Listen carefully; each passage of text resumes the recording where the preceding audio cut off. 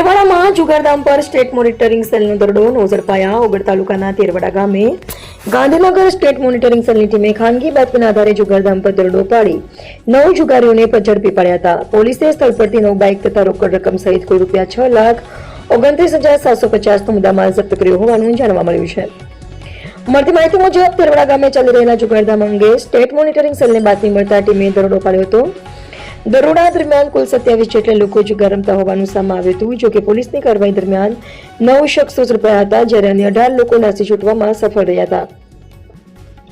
આ મામલે ઝડપાયેલા શખ્સો સામે જુગાર ધારા હેઠળ કાર્યવાહી હાથ ધરવામાં આવી છે. દરોડામાં રોકડ ₹83,250 તેમજ 9 બાઇક સહિત કુલ ₹6,29,750નો મુદ્દામાલ કબજે કરવામાં આવ્યો હોવાનું જાણવા મળ્યું છે.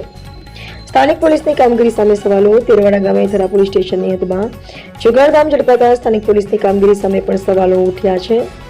વિસ્તારમાં ગેરકાયદેસર જુગાર સહિતની પ્રવૃત્તિઓ પર અંકુશ મેળવવામાં સ્થાનિક તંત્રની કામગીરી અંગે ચર્ચા શરૂ થઈ છે. હવે વિદેશી દારૂ અને વરલી મટકા જેવી ગેરકાયદેસર પ્રવૃત્તિઓ સામે થરા પોલીસ કેવા પગલાં ભરે છે તેના પર સૌની નજર છે.